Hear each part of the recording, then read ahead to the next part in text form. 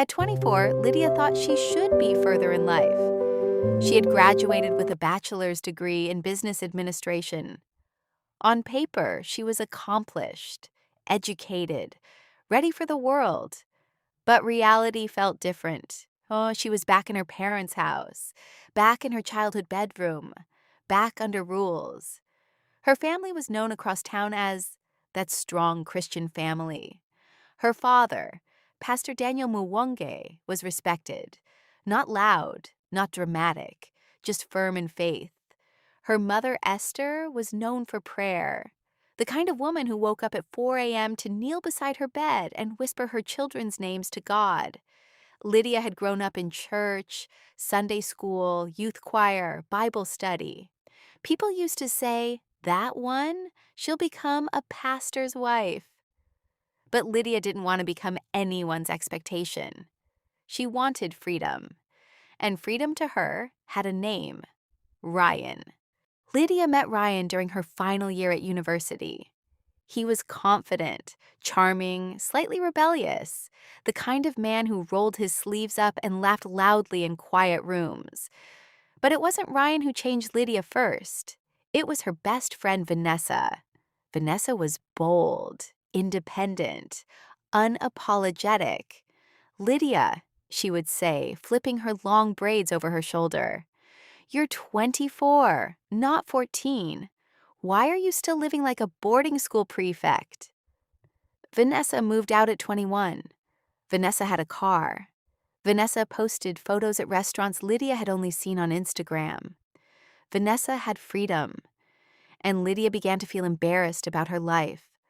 One night, lying in bed, Lydia whispered to herself, "I'm 24. Why do I still need permission to go out?" The first time her father mentioned Ryan, it was gentle. "Who is the young man dropping you home these days?" "Just a friend," Lydia replied quickly. Her mother looked at her carefully. "Does he love the Lord?" Lydia sighed loudly. "Not everything has to be about church." Silence filled the dining room. Her father didn't shout. He just said calmly, "We are not trying to control you, Lydia. We are trying to protect you." But to her, protection felt like prison. It started small, coming home at 8 instead of 6, ignoring family devotions, rolling her eyes during prayer. Then it grew. She stopped attending church regularly. She started lying. "I'm at Vanessa's place. I'm studying. I'm tired." But most nights she was with Ryan. Sneaking out became routine. She mastered the hallway creak. She learned how to hold the gate firmly so it wouldn't clang. She kept her shoes in her room so they wouldn't make noise. Her parents knew. They weren't foolish. One night, at 1:30 a.m., her mother stood at the window and watched Lydia quietly climb back into the compound. Esther didn't shout. She went back to her bedroom, knelt down, and prayed. "Lord, restore my daughter." "I can't breathe in this house," Lydia snapped one afternoon. Her father had asked her where she was going. "I'm 24. All my friends have their own lives." Her mother tried to reason gently. "You are free, Lydia, but freedom has wisdom." "You just don't trust me?" Lydia shot back. Her father's voice grew firm. "We don't trust the man." That sentence burned her. "You don't even know him." Her father's eyes were steady. "I know enough." She stormed into her room and slammed the door. That night, her parents prayed together.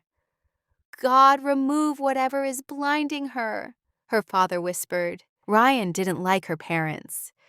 "They're controlling," he would say, pulling her closer. "They treat you like a child." With him, she felt seen. With him, she felt adult. With him, she felt powerful. He talked about getting an apartment together. "Imagine waking up next to me every morning," he'd say softly. Her heart would race. That was freedom. That was escape. The sneaking out didn't stop. Sometimes she wouldn't come back until 2 a.m. Sometimes she wouldn't answer calls. Eventually, her father stopped confronting her. Her mother stopped asking questions. They did one thing instead. They prayed harder. Morning prayers, midnight prayers, fasting prayers. Not angry prayers, broken prayers. It was a Friday. Ryan had said he'd be busy with the boys. Lydia felt uneasy all evening. Vanessa had posted something cryptic online. Some secrets are sweeter when they're forbidden. Lydia ignored it. At 10:18 p.m., she made a decision. She would surprise him. No call, no text, just show up. Her parents were already asleep. She slipped out again. But this night felt different. The air felt heavy. Even the gate creaked louder than usual. Apartment lights were on. Music played softly inside. She smiled nervously. Maybe he'll be happy to see me. She walked up, knocked lightly. No answer. She tried the handle, unlocked. Her heart skipped. Inside, the living room was dimly lit. 2 glasses on the table, a woman's handbag. Her stomach twisted. She walked slowly toward the bedroom. Then she heard it. A giggle. Soft. Familiar. Too familiar. Her chest tightened. No, not that voice. She pushed the bedroom door open. Time stopped. Ryan was on the bed, shirt half unbuttoned. And beside him, Vanessa, her best friend. The same Vanessa who told her to fight for freedom. The same Vanessa who laughed at her parents. The same Vanessa who said, "You deserve better than rules." Vanessa froze. Ryan jumped up. "Lydia!" The room spun. Her ears rang.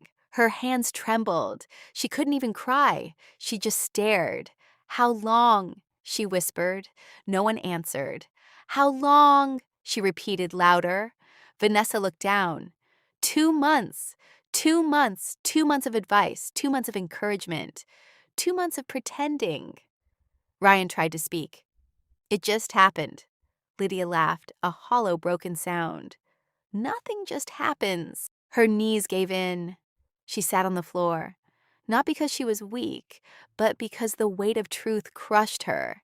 Every warning, every prayer, every argument, every slammed door. Her father's words echoed. "I know enough." Tears finally came. Not loud. The ride home felt longer than ever before. The night air felt cold against her face. Her phone buzzed. Ryan calling, Vanessa texting. She turned it off. When she reached the gate, it was 1:56 a.m. She didn't sneak this time. She opened it normally, walked inside, and as she reached the front door, it opened. Her father was standing there.